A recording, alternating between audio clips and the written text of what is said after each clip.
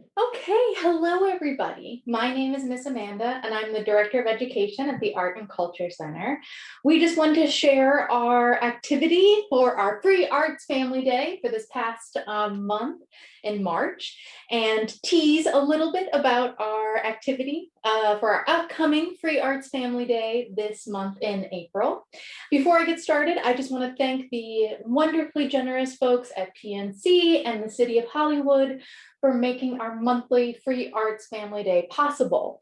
Our Family Day happens the third Sunday of every month from 12 to 4 here at the Art and Culture Center.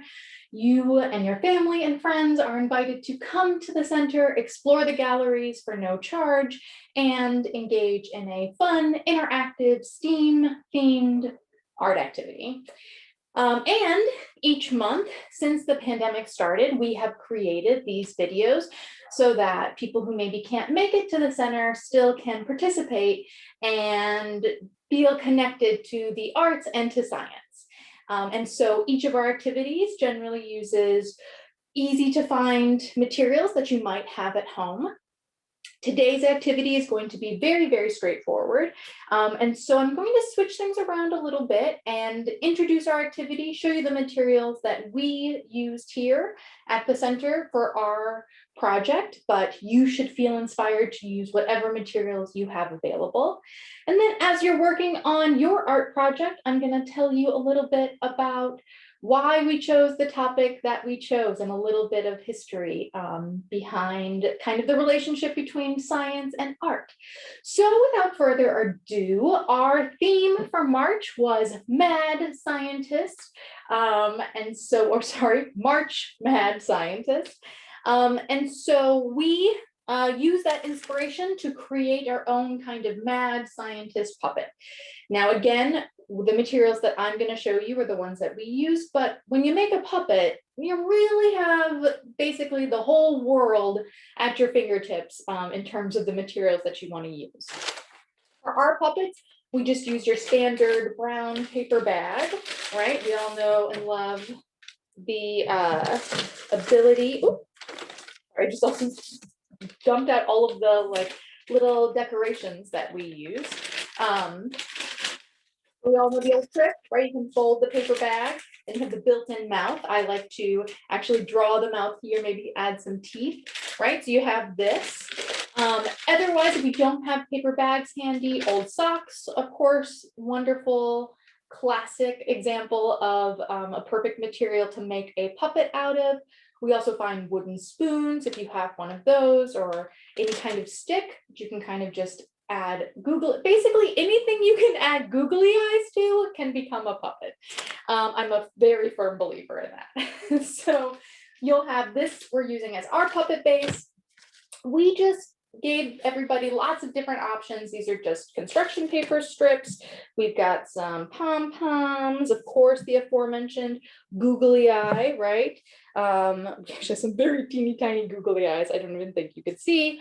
Yarn, right? What are these? Some like felt stickers. So basically anything you kind of have around, right? Here are some completed options that some folks were kind enough to donate to the center. So hopefully, right, so you've got your materials, anything that you might want to use, it's maybe a little heavier, you might want to use white glue, but otherwise your classic glue stick should do wonderfully. So as you are hopefully gathering up, you can pause the tape, go gather your materials, and as you're working on creating your mad scientist puppet, I'm going to tell you a little bit about that connection between science and art.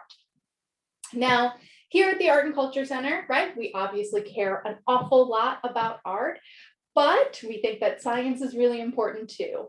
And much like everybody can kind of interact with the arts, we firmly believe that everybody can also interact with science.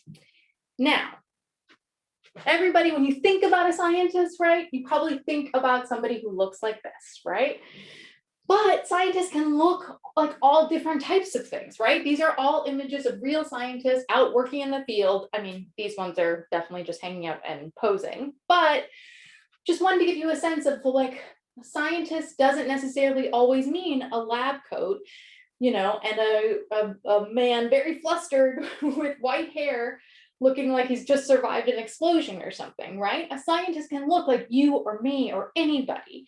And the act of engaging in science is something that we do every day. So if you're moving through the world with curiosity, you are acting scientifically. Same thing goes with an artist, right? You might think of, again, somebody who looks like this when you hear the word artist, but we know that that's not true. We know that everybody that thinks creatively, that engages in something that expresses themselves, rather, that whether that's acting or singing or painting, right, that you are an artist, and that artists can look like all of these different things, right? And so if you move through the world with curiosity and a creative open mind, you move through the world every day acting scientifically and engaging in the arts, right? And I just want to just make this point, right? Oftentimes when we think about the act of science, we think about it as this straightforward approach, right?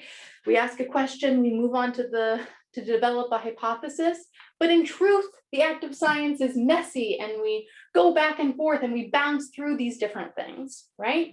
Even our friend Albert, right? This guy, he even is quoted as saying that the greatest scientists are artists as well, right? That there's that intersection. If you bump up against a problem, you need to be able to think about it creatively to think of that solution, which scientists are often doing.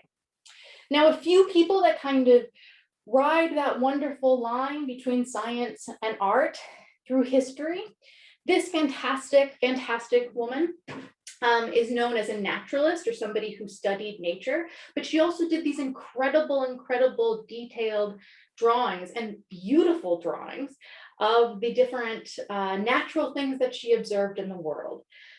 I'm going to butcher her name, but I believe Siblia Marion. And she lived a very long time ago, but was one of the first people known to record some of the metamorphosis or the major life changes that happen in the lives of different insects and different animals. Right here, you can see the metamorphosis of a frog, right? Amazing, really helpful work that built not only beautiful works of art, but so much helpful scientific information. Another very well-known painter, you might have even seen this painting before, Georges Serra, right? He lived in France in the 1800s, and he's known for this style of painting called pointillism. And if we look really closely, right, if we were to zoom in on just this area here, what we would see is just all these itty bitty tiny dots. So even though, I'm going to switch back, right? Even though we look at that big image, we can definitely see, oh, there's different people here, there's a dog, there's dogs running, right?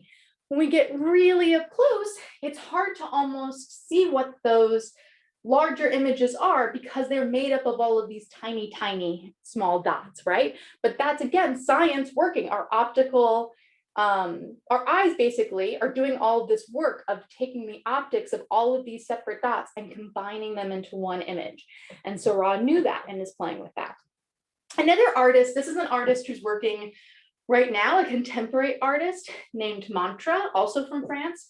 And this is actually an image of the side of a building. So what he does is he actually creates completely realistic paintings, or trompe-l'oeil, tricks of the eye style of painting, that looks like it was actually like you could reach over and just pick up one of these butterflies, right? But if I was standing there, it would be giant.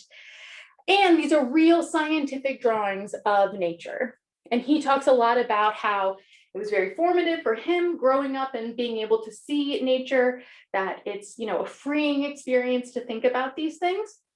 And so he's also connecting those for people by putting them on the sides of buildings. And here you can see the scaffolding, the different angle of how that's being painted.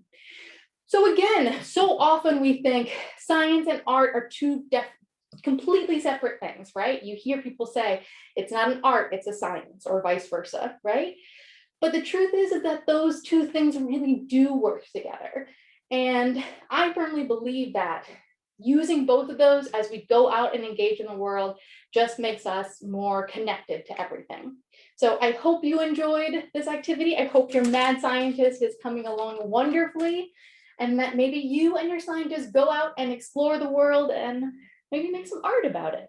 So thank you so much. We will see you in April when our theme is Heroes United, and we dip our toes into something a little super. So we hope to see you there. Have a great day.